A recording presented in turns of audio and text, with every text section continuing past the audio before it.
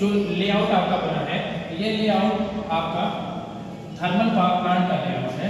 ये लेआउट आपका किस चीज का लेआउट बना हुआ है? यहाँ पे थर्मल पावर प्लांट का ये आपका लेआउट बना हुआ है। थर्मल पावर प्लांट जो होता है वो रैंकिन साइकिल पे चलता है। वो किस साइकिल पे चलता है बच्चों? रैंकिन साइकिल पे चलता है। रैंकिन एक साइंटिस्ट थे, उन्होंने एक प्रोसेस दिया था और वो प्रोसेस साइक्लिक प्रोसेस था, इसीलिए इस साइकिल को हम लोग क्या बोलते हैं? Rankine cycle. और थर्मल पावर प्लांट जितने भी रन कर रहे हैं, चाहे अपने देश में चाहे किसी और देश में, वो इसी साइकिल पे वर्क करते हैं। इसमें मोटी मोटा क्या चीज़ होती है? सबसे पहले हमारे पास होता है बॉयलर। रैंकाइन साइकिल में सबसे पहले हम यूज़ करते हैं बॉयलर। बॉयलर एक प्रकार का आप समझिए कि जैसे प्रेशर कुकर होता है। प्रेशर कुकर में हमने पानी गर्म किया, उसमें सीटी वगैरह लगी रहती है, पानी गर्म होता है, भाप बनती है, सीटी निकलती है ताकि कि प्रेशर कुकर फट ना जाए अंदर के प्रेशर से। वैसा ही सिस्टम, सेम सिस्टम बॉयलर में होता है। बॉयलर में पानी को हम गर्म करते हैं और गर्म करने के बाद हम लोग उसको स्टीम में चेंज कर देते हैं, यानी वो पानी किस में चेंज हो गया? भाप में। और उस भाप को हम बॉयलर से निकाल करके किस पे भेज देते हैं? टरबाइन में भेज देते हैं।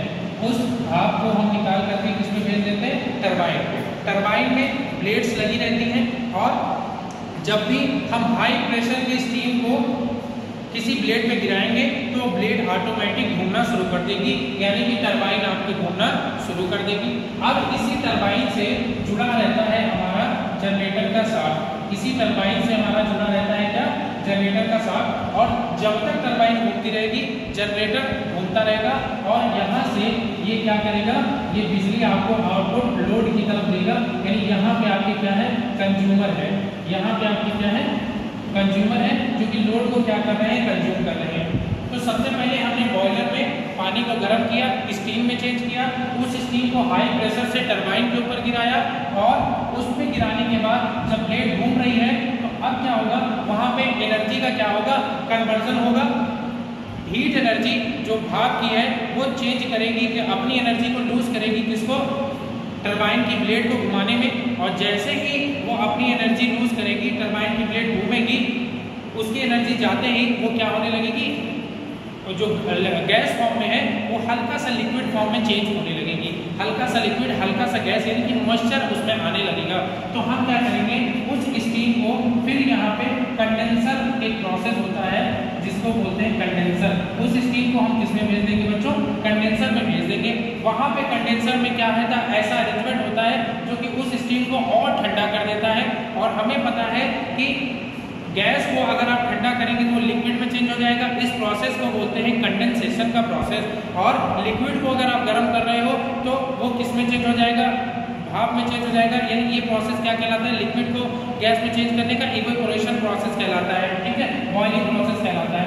तो यहाँ पे हमने क्या किया कि टरबाइन की जो स्टीम अब एक्स्ट्रा बन रही है उसको हमने कंडेंसर में भेज दिया और कंडेंसर में उसको और ठंडा किया, जिससे कि वो जो भाप है जो लिक्विड के रूप में चेंज हो रही है वो चेंज हो जाएगी किसमें? वो आपका चेंज हो जाएगी पूरे तरीके से लिक्विड में। और फिर यहाँ पे हम लगाएंगे पंप। पंप के थ्रू जो लिक्विड आपका बना हुआ है उसको हम फिर से बॉयलर में भेज देंगे। वही पानी किसमें भेज दिया जाएगा? बॉयलर में। बॉयलर में वही प्रोसेस आपका चल रहा है। वहाँ पे हम क्या कर रहे हैं? पानी को गर्म कर रहे हैं, स्टीम बना रहे हैं, उस स्टीम को हाई प्रेशर से टरबाइन में गिरा रहे हैं। टरबाइन से जनरेटर की शाफ्ट जुड़ी हुई है। जब तक टरबाइन घूमती रहेगी, जनरेटर की शाफ्ट घूमती रहेगी और जनरेटर में according to Faraday law, Faraday ji ने क्या बताया था? E = -n d∅/dt। d∅/dt क्या है? चेंज इन फ्लक्स है। क्या है ये? Change in flux. d∅/dt आपका जो है ये है चेंज इन फ्लक्स।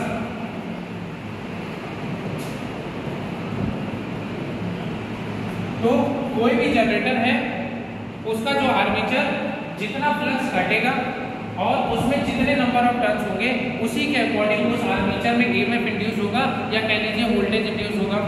तो अकॉर्डिंग टू फैराडे लॉ जब तक टरबाइन घूमती रहेगी, जनरेटर का शाफ्ट जो है फील्ड के बीच में, मैग्नेटिक फील्ड के बीच में घूमता रहेगा और फ्लक्स को काटता रहेगा, जिससे कि उसमें वोल्टेज क्या होता रहेगा? इंड्यूस होता रहेगा। और उसके बाद में जैसे उस स्टीम का हीट कम हुई, किसको? टरबाइन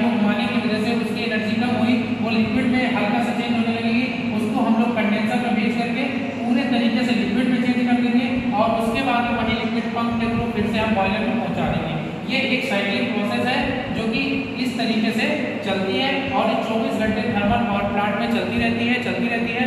यहाँ पे जो इधर का पोर्शन है टरबाइन का, जनरेटर का, ये पोर्शन आपको इस मॉडल में देखने को मिल जाएगा। यहाँ पे इसको आप टरबाइन समझिए, ये चीज़ आपका टरबाइन है, ये आपका जनरेटर है, ये आपका कंज्यूमर लोड है, ठीक है।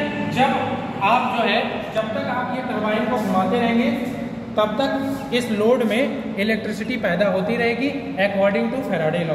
फैराडे लॉ ये कहता है कि अगर किसी भी मैग्नेटिक फील्ड में कोई कंडक्टर आप रखते हैं,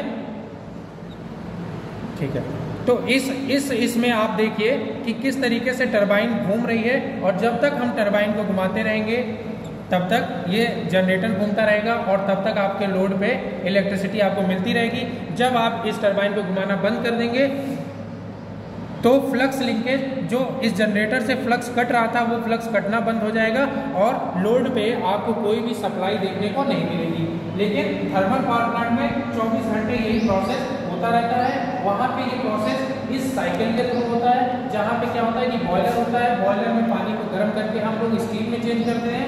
इस बॉयलर में भट्टी लगी होती है, भट्टी में हम कोयला झोंकते हैं, जिससे क्या होता है कि बॉयलर का पानी गर्म होता है, और वो जो स्टीम है वो हम टरबाइन की ब्लेड्स पे गिराते हैं हाई प्रेशर के साथ, और वो स्टीम इतनी पावरफुल होती है कि टरबाइन की ब्लेड को घुमा देती है, जिससे कि लगा जनरेटर का साथ घूमता रहता है। जब तक वो घूमता रहेगा तब तक इलेक्ट्रिसिटी सप्लाई होती रहेगी। फिर उसके बाद इस भाग को हम लोग कंडेंसर में भेजते हैं, और ये जो कंडेंसर है ये उस भाग को पूरे तरीके से लिक्विड में चेंज कर देता है, और फिर इसी लिक्विड को पानी के पंप के थ्रू हम फिर से बॉयलर में पहुंचा देते हैं। ये पूरा साइकिल जो है रैंकिन नामक साइंटिस्ट ने दिया था, इसीलिए इसको बोलते हैं रैंकिन साइकिल।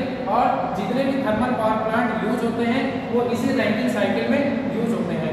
अब थोड़ा सा हम लोग इस डायग्राम के बारे में देख लें कि क्या यही चीज दी गई है कि नहीं दी गई है, ये चीज हमें यहाँ पे देखना है।